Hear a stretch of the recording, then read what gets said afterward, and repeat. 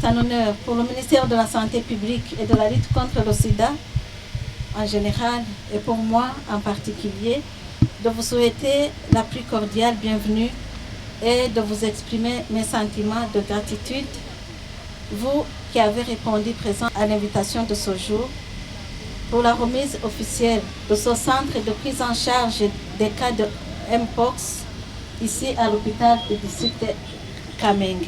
Chers partenaires, mesdames, messieurs, certains pays, comme vous le suivez depuis quelques mois, certains pays d'Afrique font face actuellement à l'épidémie de Mpox. Cette dernière a été déclarée au Burundi le 25 juillet 2024. Et depuis ce jour, le cumul des cas confirmés de Mpox pour tout le pays jusqu'hier, le 11 novembre, était de 1874, dont 56% sont de sexe masculin et 47% de sexe féminin. Les tranches d'âge les plus touchées sont des jeunes, malheureusement, c'est la tranche des jeunes actifs de 20 à 30 ans, pour une proportion de 27,2%. Les moins de 5 ans, malheureusement, sont aussi les plus touchés par cette maladie, car ils regroupent 24% de tous les cas enregistrés dans le pays, et celle des enfants de 5 à 9 ans, 14%. Et malheureusement, les enfants sont atteints dans presque 50% des cas, ce qui devrait vraiment nous laisser interpeller sur la gravité de cette maladie. Un cumul de 44 districts sur les 49 que compte le pays sont déjà atteints. Ils ont déjà enregistré au moins un cas. Et depuis les 3 dernières semaines, 32 districts sont actifs.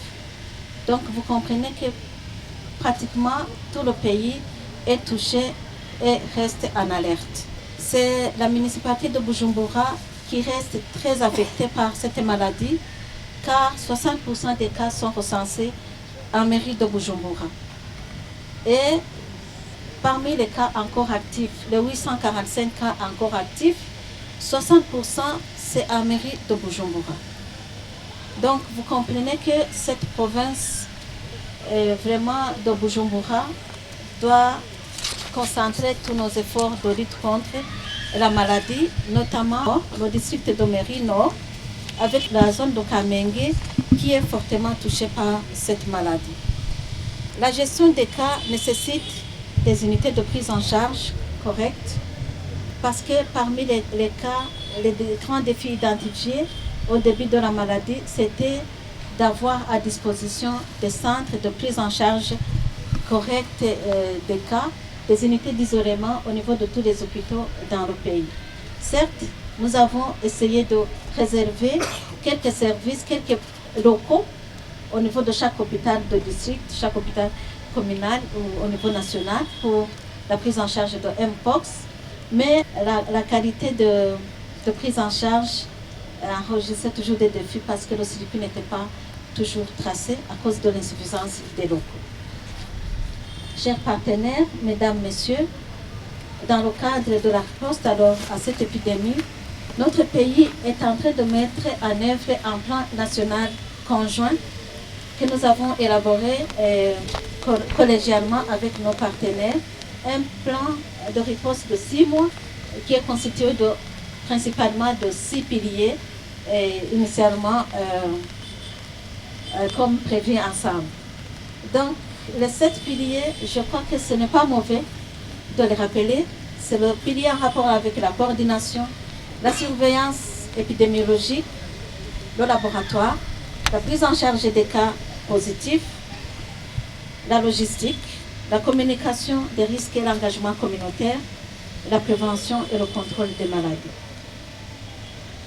Ainsi, de nombreuses actions sont en train d'être menées, notamment la notification des alertes à travers tout le pays, les investigations des cas suspects, le diagnostic des cas au laboratoire, le traçage des contacts à travers tout le pays, la sensibilisation de masse, ainsi que la prise en charge des cas confirmés.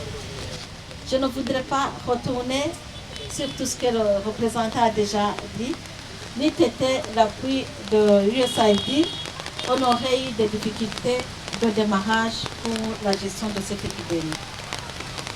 Dans le pilier de prise en charge, il est prévu de renforcer les structures sanitaires existantes par une réhabilitation ou une extension en mettant en place des unités de triage et d'isolement.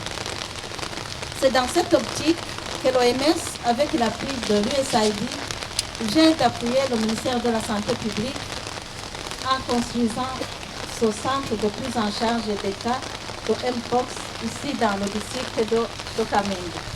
Ce centre relève en réalité est attaché à l'hôpital du district de Kamenge ici en mairie nord.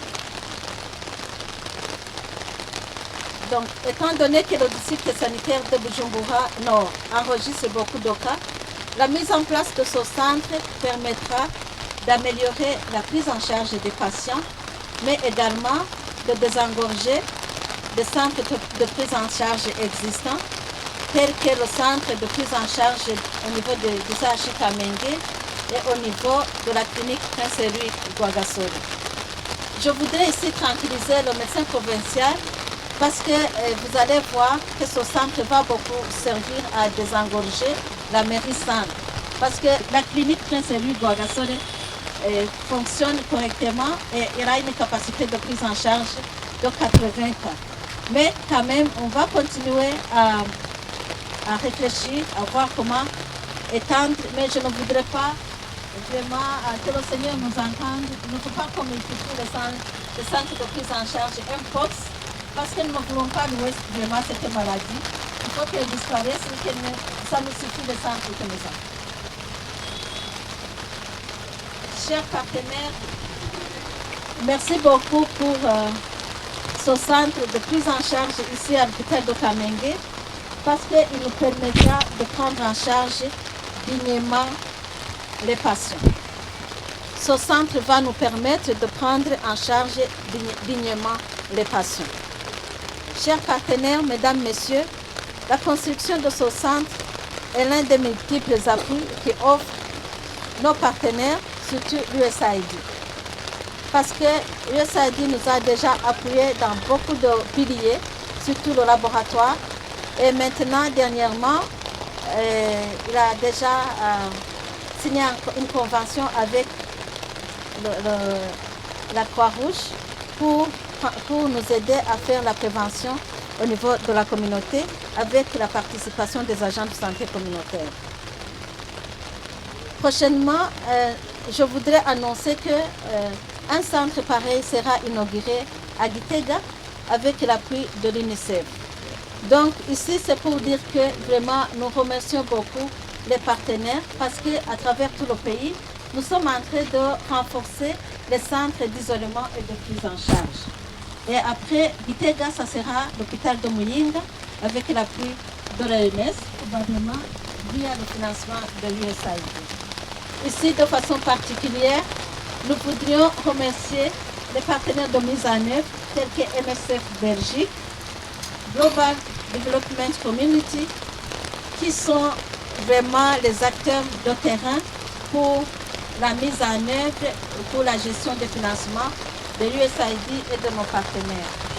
Je voudrais également remercier les membres des équipes de prévention, de surveillance et de communication, comme surtout le POSPE, l'INSP, qui se déploie jour et nuit pour nous aider à vraiment vaincre cette maladie et à prendre en charge les malades. Votre dévouement et professionnalisme est à féliciter et je voudrais vraiment demander aux participants d'applaudir nos équipes de terrain. Notre perspective, c'est de renforcer les piliers encore faibles dans notre système de réponse, notamment le pilier relatif à la prévention, qui nécessite l'implication effective de la communauté et de l'administration à la base. Cette journée, c'est aussi une occasion pour interpeller la population à prendre au sérieux cette maladie, à appliquer les mesures simples d'hygiène qu'on communique chaque jour par divers canaux de communication, nous interpellons la population à s'abstenir des relations sexuelles en dehors du mariage. Nous les interpellons à éviter le vagabondage sexuel, car la transmission sexuelle du virus de Mpox est un canal de transmission très important dans notre pays. Conjuguons nos efforts pour couper cette chaîne de transmission. Pour terminer, je voudrais encore une fois remercier le gouvernement américain qui nous a soutenus depuis le début de cette maladie, qui nous a aidés à contenir les premiers cas.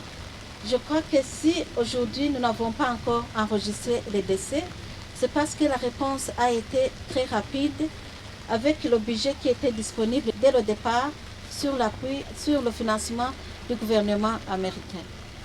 Merci beaucoup. Transmettez notre remerciement à Madame l'ambassadeur des États-Unis au Burundi et au gouvernement américain. Et les autres partenaires qui nous ont accompagnés jusqu'aujourd'hui pour élaborer les documents, pour analyser au laboratoire et pour soigner les malades.